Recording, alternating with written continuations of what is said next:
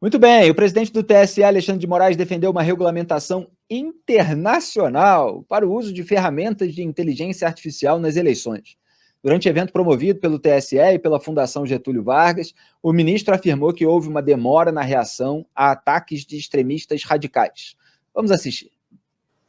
Infelizmente, todos nós, todos aqueles que acreditam na democracia, todos demoramos para reagir a esse ataque coordenado, estudado e um ataque feito de forma competente por extremistas radicais, extremistas populistas que pretendem corroer por dentro a democracia. Não por outros motivos. As duas palavras que esses populistas extremistas mais utilizam são liberdade e democracia.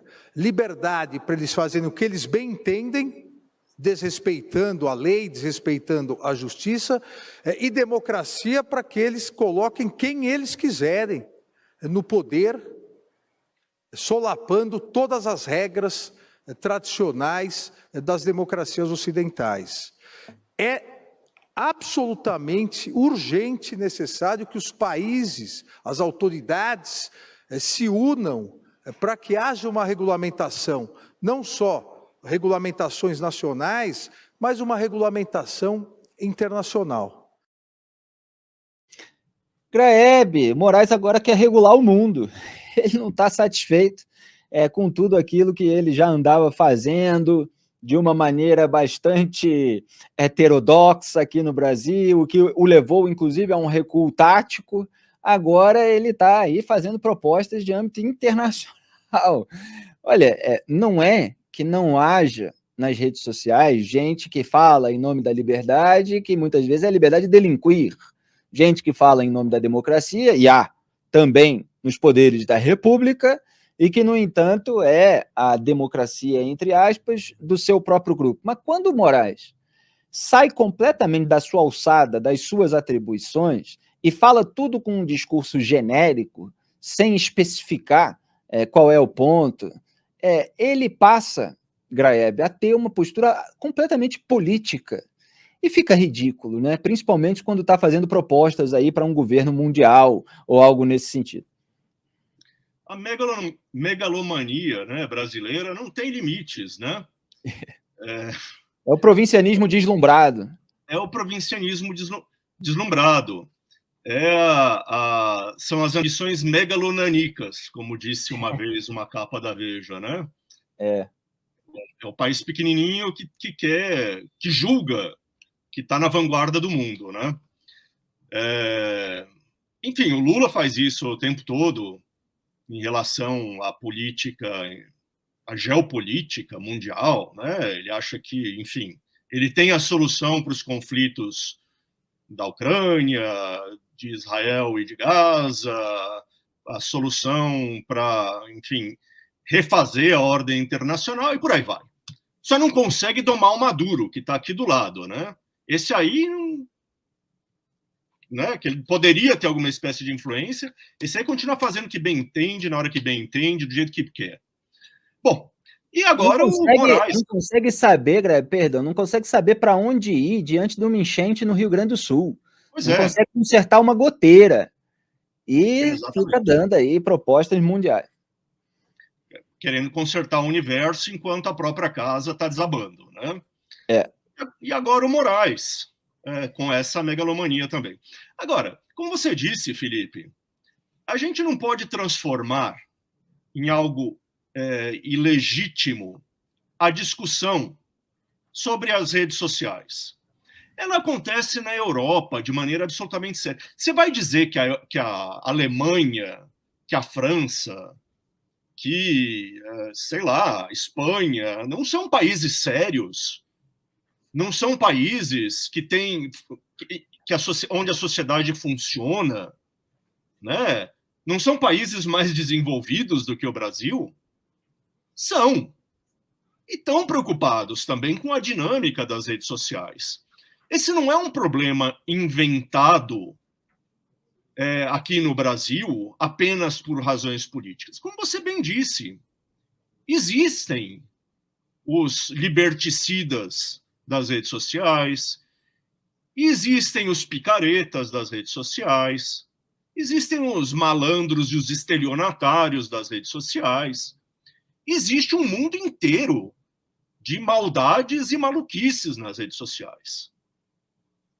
A questão, o problema, é que você precisa discutir isso de maneira séria e de forma que assegure, de fato, o exercício da liberdade de expressão, sem a qual país nenhum consegue manter a sua democracia.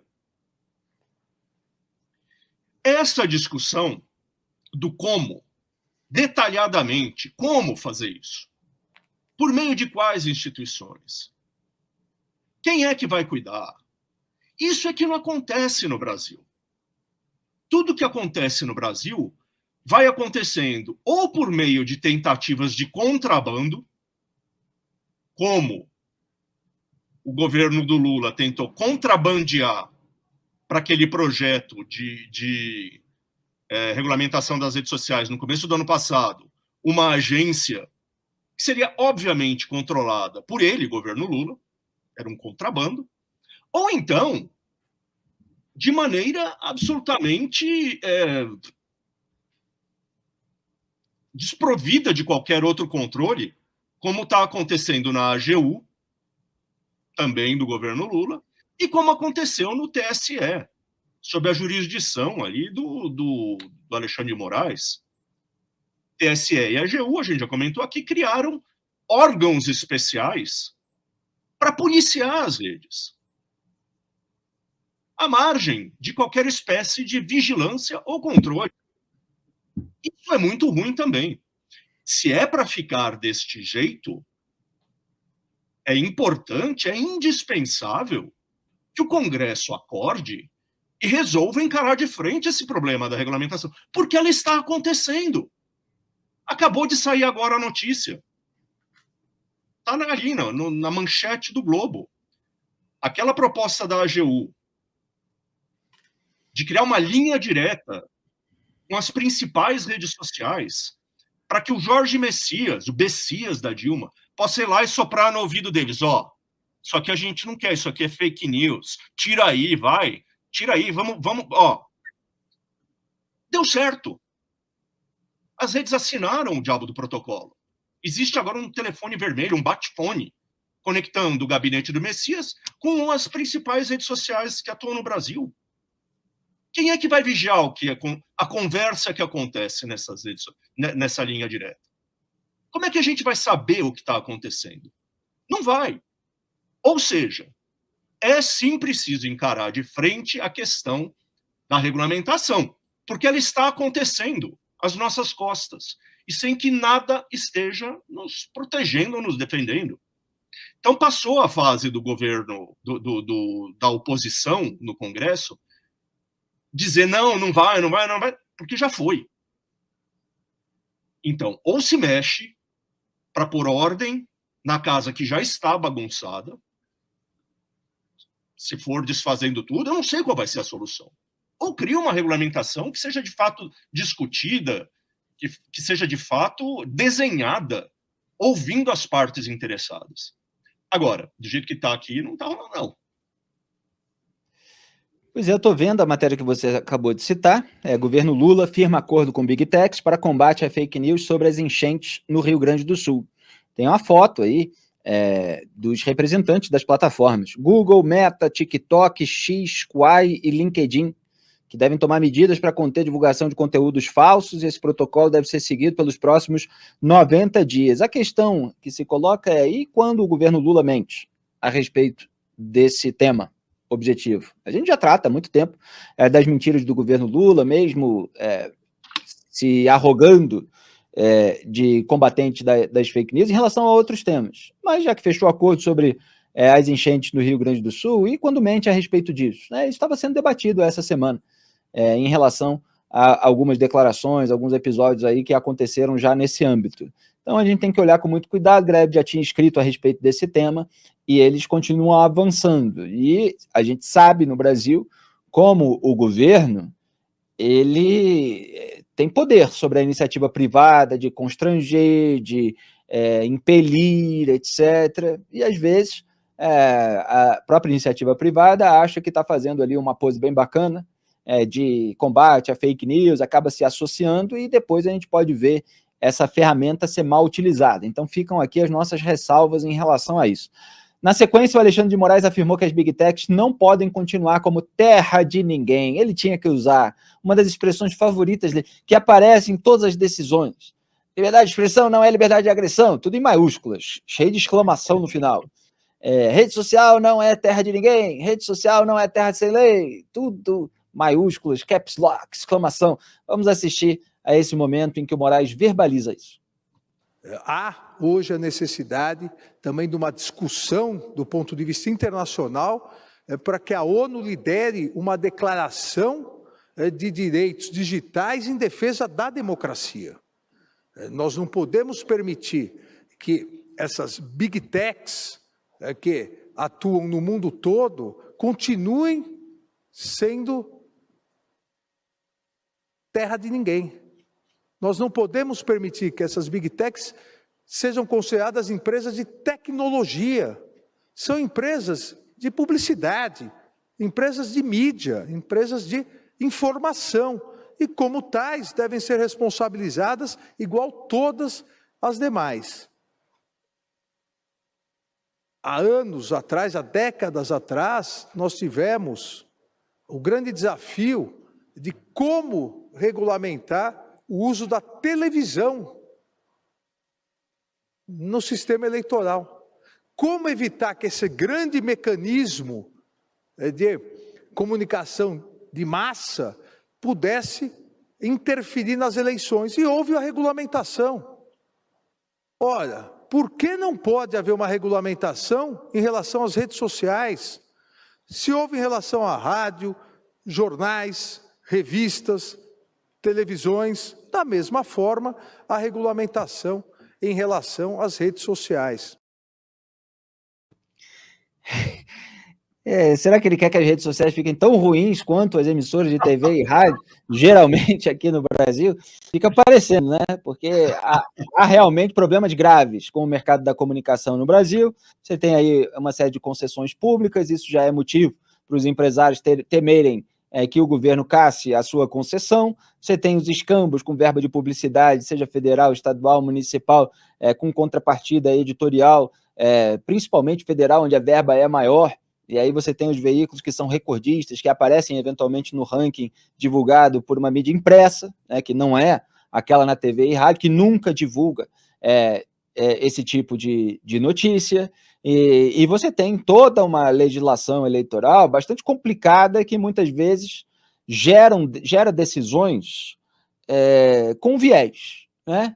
Você dá margem ali para decisões tomadas com viés. Grebe se lembra, inclusive, né, na época em que a gente estava na antiga Veja, né, que é bem diferente da atual revista, quando soltou-se a capa de que o Planalto sabia de tudo, que era uma capa que se revelou verdadeira, inclusive quando vieram à tona os documentos do processo da Lava Jato, envolvendo Doleiro Alberto e o CEF, mostrando que ele tinha falado aquilo que a revista colocou na capa. Era uma informação verdadeira. Só que, porque aquilo foi divulgado, notícia, durante o período eleitoral, então era preciso conceder o direito de resposta para Dilma Rousseff, e aí se pede o direito de resposta, aí a revista publica, aí se entra com recurso porque tem que ser um espaço maior, aí se dá... É uma confusão dos diabos que é causada. Para quê? Para patrulhar a imprensa em relação a notícias verdadeiras. Notícia verdadeira está publicada. O político quer comentar, quer se defender, etc. Ele tem os seus meios aí para fazer isso, mas não, eles querem colocar dentro do próprio veículo a alegação por imposição da força, muitas vezes, chamando de mentira aquilo que é verdade comprovada. Então você tem uma série de problemas com essa suposta regulamentação de emissoras de TV e rádio, com tudo aquilo que faz parte do mecanismo de funcionamento dessa suposta imprensa. Nas redes sociais, a gente ainda não tem esse tipo de coisa e fica preocupado que haja o quê? O avanço daquilo que há de pior nos casos de TV e rádio, e não daquilo que eventualmente possa haver de bom. Então, assim, o debate, se fosse tratado de uma maneira mais objetiva e pelas pessoas com a atribuição para legislar, né, que não é o caso do Alexandre de Moraes, de repente a gente chegava a denominadores comuns. Só para concluir, Greg, a gente é alvo de militância, seja do lado lulista, seja do lado do bolsonarista, seja da claque de ministros de tribunais superiores, porque elas existem também. A gente é alvo de ataques e fala há muito tempo a respeito disso. Quando vem todo aquele mundaréu junto, toda aquela gente organizada, mobilizada em conversas de WhatsApp, etc., para atacar você na rede social, para desinformar a seu respeito, mentir sobre sua vida profissional e privada em cada uma das suas postagens, parasitar o seu público. Isso acontece há muito tempo e a gente comenta a respeito disso. A questão é que as medidas para combater esses males, dos quais eventualmente somos vítimas, elas precisam ser feitas da maneira correta. Por exemplo, identificação de pessoas em redes sociais, quando você faz o registro da conta, etc., você ter ali o RG, o CPF, etc., você ter uma facilidade maior de identificar as pessoas, isso é evidente que é necessário. Senão você fica aí com um monte de contas anônimas sendo manipuladas por aqueles que têm tempo para fazer essa manipulação, dinheiro, tecnologia, e aí você tem a falsificação do debate público por meio de contas fantasmas, monitoradas por uma pessoa só. Outra questão que eu sempre falava, né? Antigamente, o crime contra a honra, calúnia, injúria, difamação, era cometido ou verbalmente e depois se dissipava, ou era cometido num veículo, numa mídia impressa, que no final do dia, o seu produto, né, o jornal, por exemplo, vira o lugar onde o cachorro vai fazer xixi na casa. Quer dizer, desaparece. Hoje, certos conteúdos, eles permanecem divulgados e se disseminando aos milhões. Então, você tem crimes contra a honra potencializados, quer dizer, o que se faz a respeito disso? Você faz todo o processo judicial tradicional, existe alguma maneira de você coibir isso de uma forma efetiva, sem tirar a liberdade, porque a pessoa tem a liberdade de se pronunciar, eventualmente ela comete crime, ela tem de ser processada. Agora, aí o produto do crime, quando continua viralizando, o que se faz a respeito disso? Então, são questões legítimas de serem debatidas. O que eu ia dizer é que eu comentava a respeito de quadrilhas de crime contra a honra. Então, antigamente você tem o crime contra a honra individual, hoje você tem quadrilhas. Você tem grupos organizados para difamar, para caluniar, para injuriar outras pessoas. Então, eventualmente, você pode colocar na legislação um endurecimento para casos em que haja ali uma organização criminosa desse tipo de crime. Então, assim, são questões a serem debatidas no âmbito do Congresso Nacional da maneira correta. Só que quando se faz esse discurso genérico, com todos esses slogans, dentro de uma posição contrária a uma corrente ideológica, né, que eles chamam de extrema-direita, etc., fica tudo politizado demais pelas pessoas que não têm atribuição e escondendo, muitas vezes, segundas intenções. Por exemplo, a de você ter uma agência para fiscalizar o cumprimento das regras, que é instrumentalizada por grupos políticos. E aí, enfim, em nome da solução, você cria ainda mais problemas. Greg.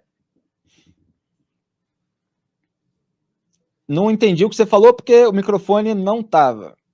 Estamos a 0 dias sem acidentes de trabalho. Pronto, já caí do andaime aqui. Qual foi a sua primeira frase? A minha primeira frase... Vou mudar a primeira frase. Você mencionou a história da Veja.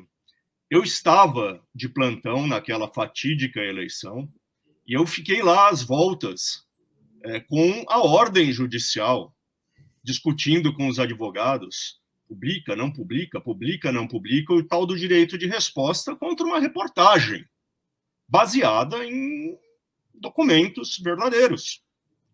Eu me lembro bem desse dia, Felipe. 2014, 2014, exatamente. Bom, em relação a tudo isso, eu queria chamar a atenção para o raciocínio...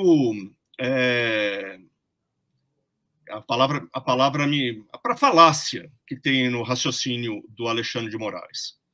Ele disse, nós já regulamentamos rádio, já regulamentamos TV, sobretudo no período das eleições, tal. por que não regulamentar as redes sociais?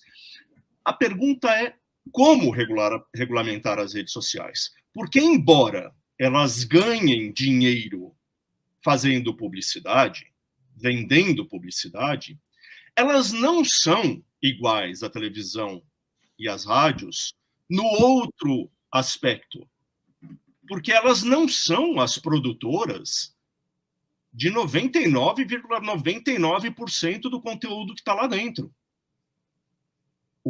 Os produtores do conteúdo são os indivíduos do mundo todo. Exato.